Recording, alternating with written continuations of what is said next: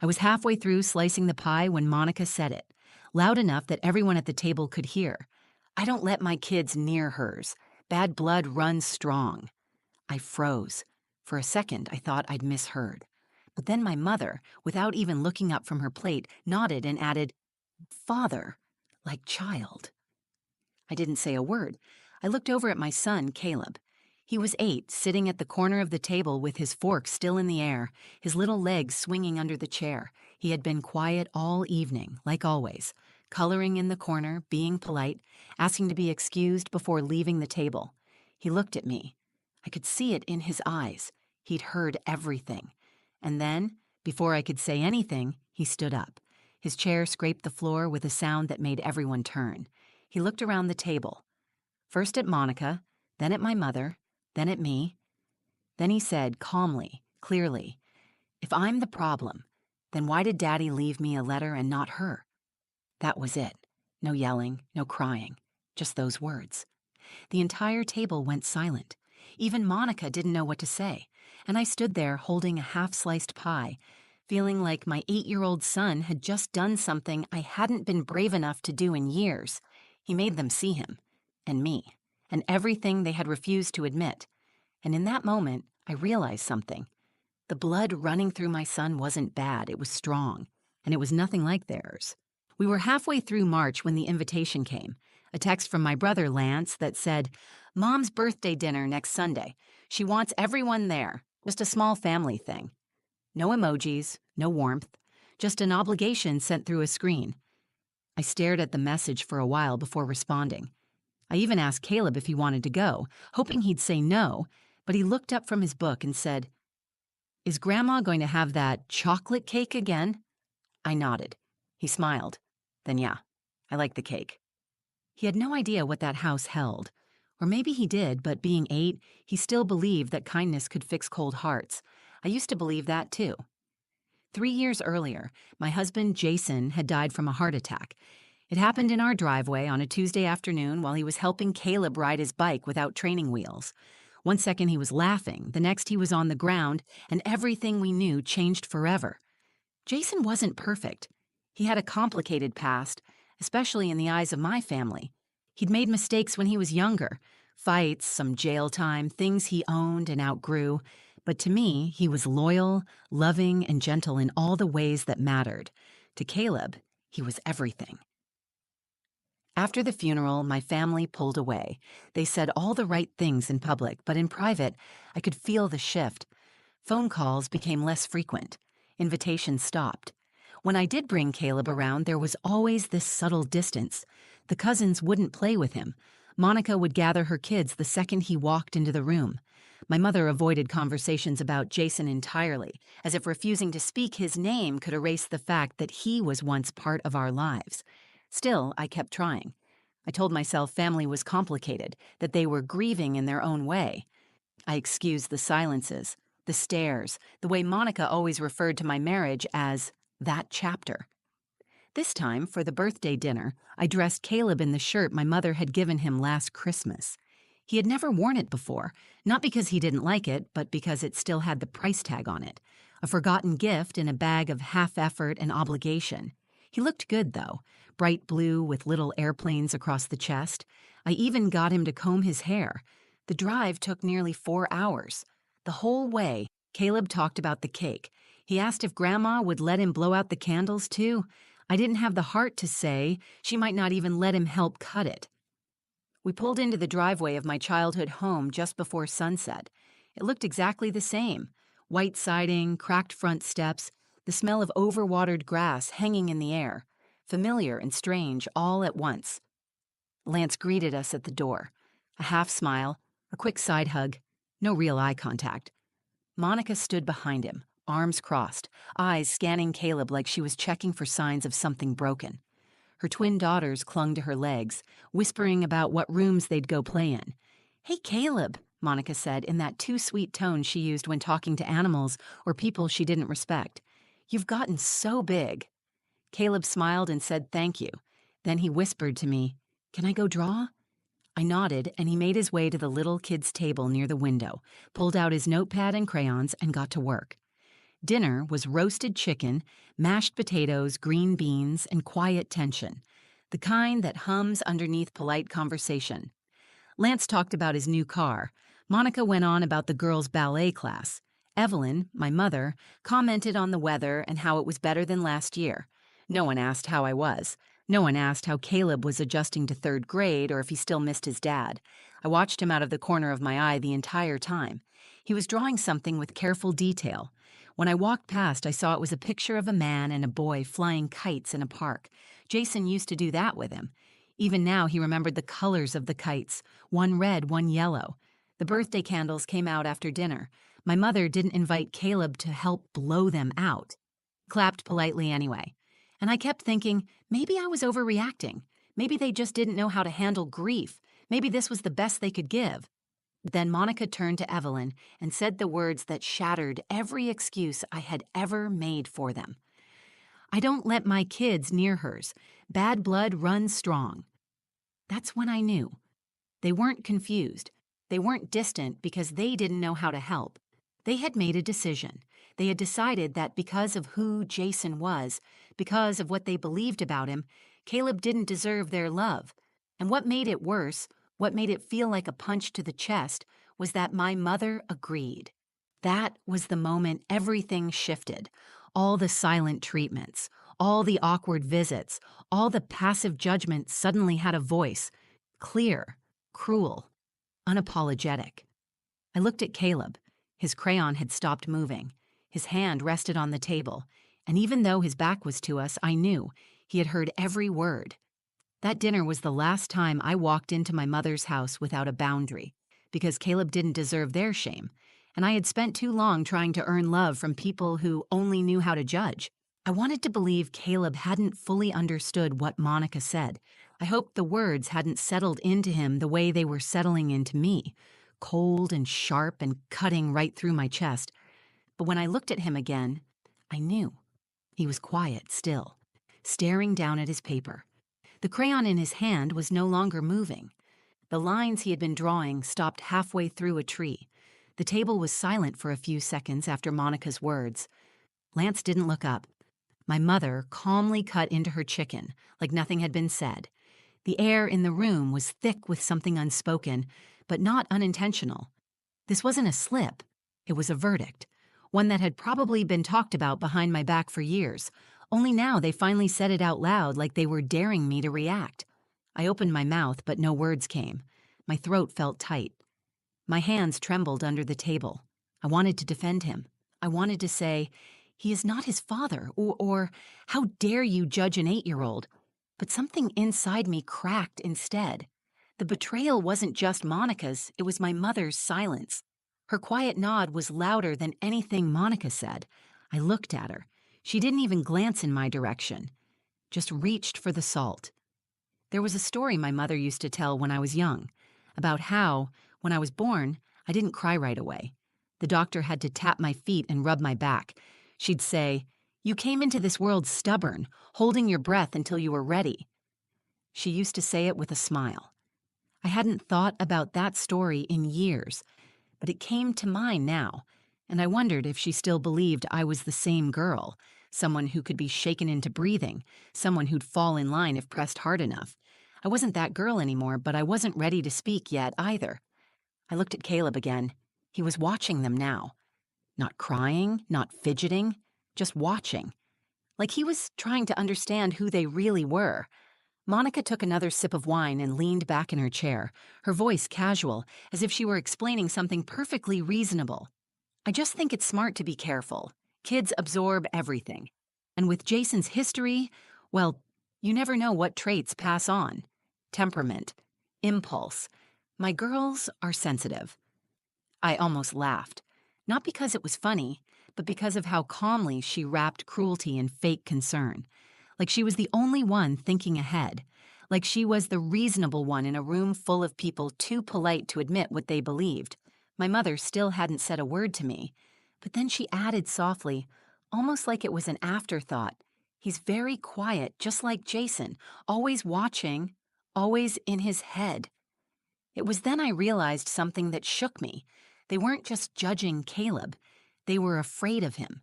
not because of anything he had done, but because of who his father had been. They had rewritten Jason into a cautionary tale, and now they were casting my son as the sequel. Caleb stood up. He didn't stomp or shout. He didn't cry or run to me. He simply pushed back his chair, walked around the table, and stood between me and Monica. He was 8 years old, barely taller than the table, wearing a two-starch shirt with airplanes and a crown of soft brown curls that Jason used to brush back gently every night before bed. He looked up at Monica, then at my mother, then back to me. Then he said, "If I'm the problem, then why did Daddy leave me a letter and not her?" The silence that followed was complete. No one moved, no one spoke. Caleb turned to me and asked, "Can I show it to them?" I hesitated. The letter was sacred. Jason had written it the night before his heart stopped. I found it in the drawer of his nightstand with my name on the outside, but a note on the first page that read, "For Caleb when the time is right." I had never shown it to anyone else. Not my mother, not Lance, definitely not Monica, but Caleb had read it, not just once. He had memorized every word. I gave a small nod. He reached into the little side pocket of his jeans and pulled out a folded piece of paper. It was worn at the corners, a little crinkled from being opened and closed too many times. He didn't hand it to anyone. He didn't read it out loud. He just held it up. "This is mine. Daddy left it for me because he knew people might say stuff. He told me not to listen. He told me to be better than what they say." Monica blinked fast. Her lips parted, but no sound came out. My mother stared at the paper like it was a ghost. Lance cleared his throat and finally looked at Caleb, really looked at him, for the first time that night. Then Caleb turned to me and asked quietly, "Can we go home now?" And in that moment, I knew the real answer to Monica's question. The bad blood wasn't running through Caleb. It was sitting at that table, hiding behind wine glasses and birthday candles, cloaked in silence and control. I didn't answer Caleb right away. He had just asked if we could go home, standing there in front of the people who were supposed to love him, holding that folded letter like it was armor. My hands were still in my lap. My mouth was still closed. But something inside me was finally moving. I looked at my mother. She was staring at the paper in Caleb's hand like it had said something out loud. She didn't blink. Monica shifted in her seat, adjusting her cardigan like the silence made her uncomfortable. Lance looked from one face to another, like he was waiting for someone else to speak first. No one did, so I stood up. I pushed my chair back gently and walked over to Caleb. I didn't say anything at first. I just crouched beside him, met his eyes, and nodded. That was all he needed. He slipped the letter back into his pocket, took my hand, and looked back at the table one last time. And then he said, "He wrote that letter to me because he knew who I was. You don't." We turned to walk away, but my mother's voice cut into the silence. "Amara, wait." I stopped, but I didn't turn around. "You're misunderstanding us," she said. "Monica wasn't trying to be hurtful. She's just concerned for her kids." I turned then. Not because I expected her to say something honest, but because I needed to look her in the eyes when I finally said what I had held back for too long. Concern doesn't sound like what I heard. Concern sounds like love. What I heard was judgment. What I saw was you nodding when someone called your grandson a danger. Monica leaned forward. "No one said danger." "Bad blood," I said. "You said bad blood. You sat there and labeled an 8-year-old boy based on nothing but your opinion of his father. And you, Mom, you agreed. You didn't blink." "He has his father's temper," she said, quieter now, as if whispering made it more reasonable. "He watches too closely. He holds things in. That can be dangerous." My voice rose before I could stop it. "You want to talk about dangerous? You raised a son who won't speak up when his wife insults his sister's child at the dinner table. You raised a daughter who's been afraid to tell you the truth for 3 years. Jason had flaws. He owned them. He grew. He died trying to be a good man, a good father. He left a letter for Caleb because he knew one day you might try to make him feel like he was less." My hands were shaking. I could feel Caleb's grip tighten around mine, not out of fear, but like he was giving me permission to finish what he started. "I came here thinking I still owed you something," I continued. "Some part of me still wanted your approval, still thought maybe if I stayed quiet, if I kept showing up, you'd remember that I'm your daughter, that Caleb is your grandson, that love is supposed to come first. Monica stood up now, her voice tight. Don't turn this into a scene. I looked at her, and for the first time in my life, I didn't feel afraid of what she thought of me. You made the scene the moment you decided my son wasn't good enough for yours.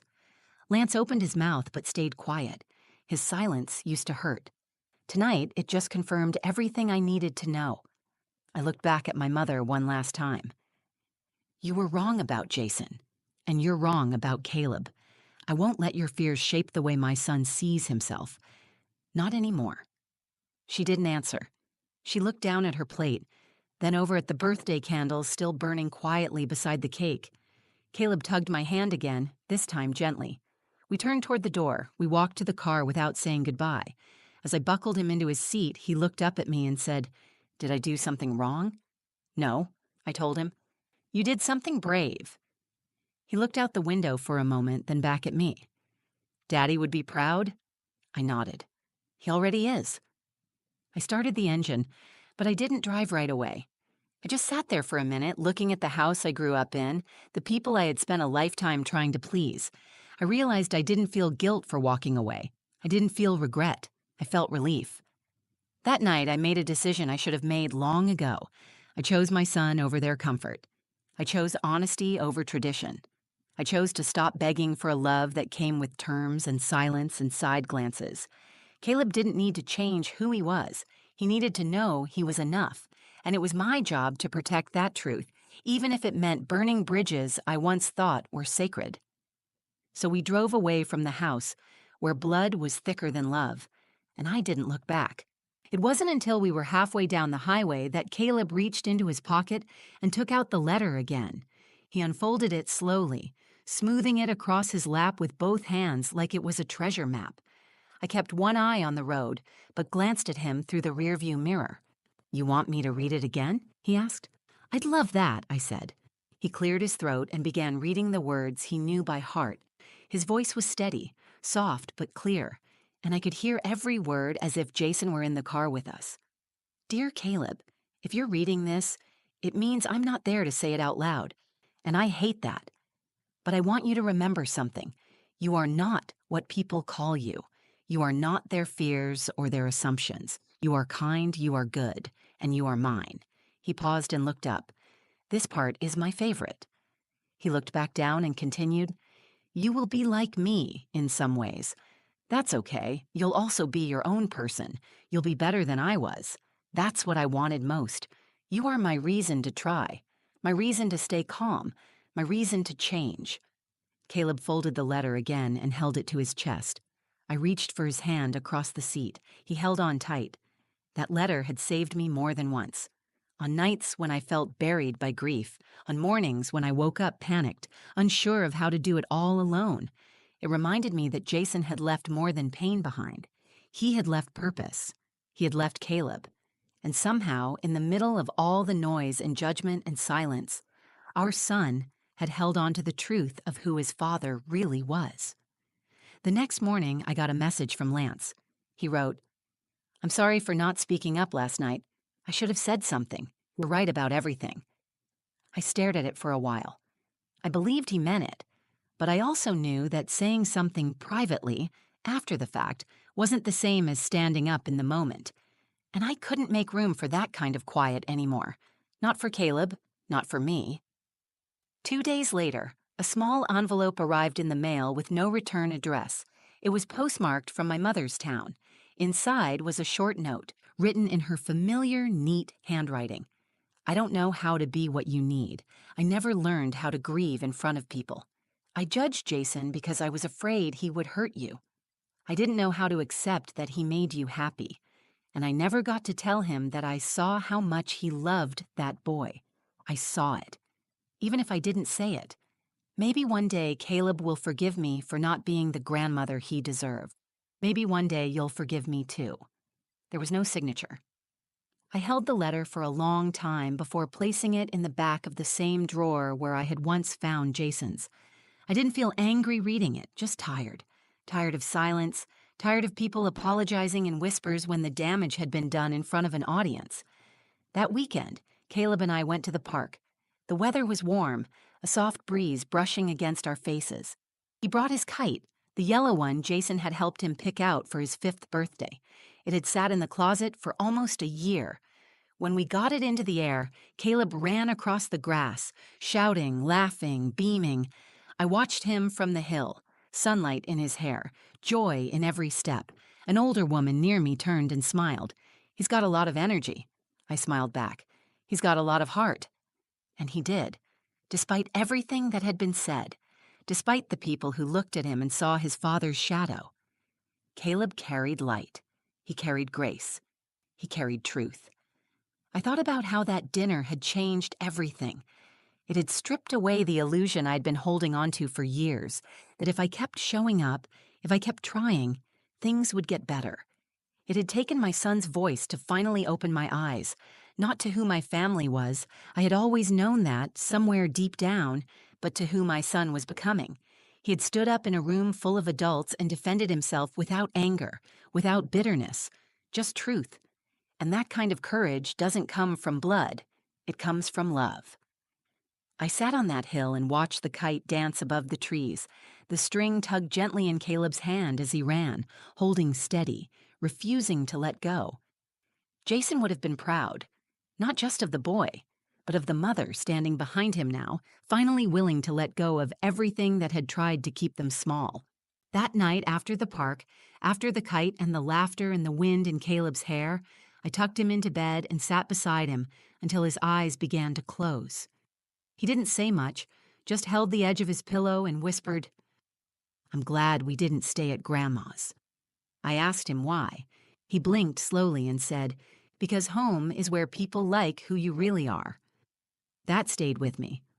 All my life, I had tried to shape myself into who I thought my family needed me to be. The quiet daughter, the one who didn't ask for too much, the one who could sit through uncomfortable dinners and force smiles, believing that showing up was the same as being accepted. I did it for years. I did it because I thought that's what family meant, enduring, forgiving, trying again, even when it hurt. But Caleb, at only 8 years old, saw the truth more clearly than I ever had. He understood that love doesn't have to be begged for, that respect shouldn't come with conditions, that who he is, who he's growing into, doesn't need to be defended to anyone who refuses to see him. I didn't call my mother again after that dinner. I didn't block her. I didn't send a dramatic message. I just stopped showing up to places that didn't make room for my son.